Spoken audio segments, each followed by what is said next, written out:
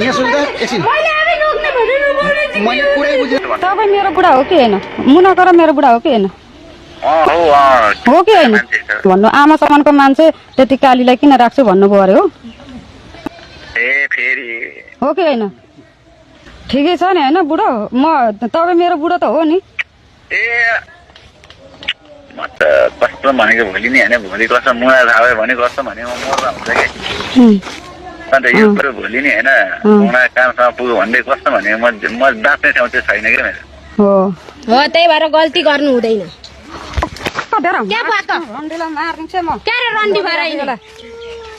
भन्नु ए उसले पनि सुनिरहेछ यहाँ परात कुदेर आएर मरिरहेछ होइन सुनिरहेको छैन बाबा यहाँ आउनु छिटो काजीले चाहिँ सासू बुहारीलाई कस्तो सासू बुहारीको जीवनमा चाहिँ तपाईँ भन्नुहुन्छ सासू भन्नुहुन्छ काजी मेरो बुढा यता बुहारी भन्नुहुन्छ काजी मेरो बुढा अनि कसको बुढा चाहिँ भन्नु अब तपाईँहरू ऊ लोग्ने स्वीकार्छु भनेर आएको जेठोबाट स्वीकार्छु भनेर आएको अनि काजीसँग खालि आँखा लाउने खालि तँसँग बोलिस भन्न भनेर म त्यस्तो नराम्रो बोलेको थिएँ मैले अङ्कल भनेर सम्बन्ध नाताले बोलेको भन्दैछु कि एउटा कुरा मम्मीलाई नि भन्छु म आज त म बबितालाई लिएर जान्छु तर भोलिको दिन यहाँनिर काजी झिकेन भने नि यस्तो नराम्रो हुन्छ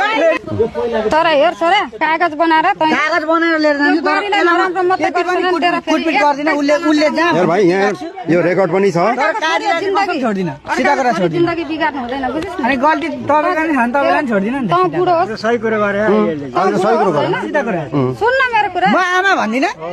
होइन म आमा भन्दिनँ को काजी हो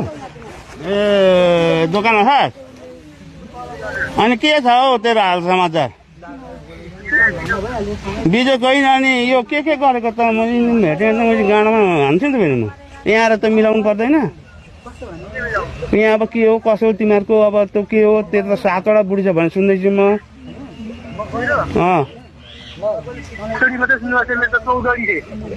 अनि त्यो भएर त भयो नि त भाइ यहाँ आएर आफ्नो व्यवस्था मिलाउनु पर्छ बाटो के अरे उसलाई यहाँ त डेरा बसेर आमा मान्छे थुप्रो बसेर युट्युबहरू लगाएको रहेछन्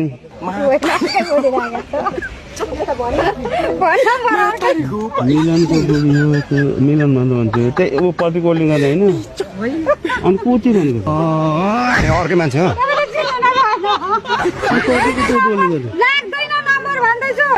यहाँ नै धेरै गर्लफ्रेन्डहरू ल्याउने तपाईँ पनि रुँदै हुनुहुन्छ अहिले तपाईँ पनि होइन दाइ अनि के हुँदैछ होइन अब मलाई 6 वर्ष भइसक्यो उसले मलाई रिलेसन भएर आएको को अङ्गालोमा बसेको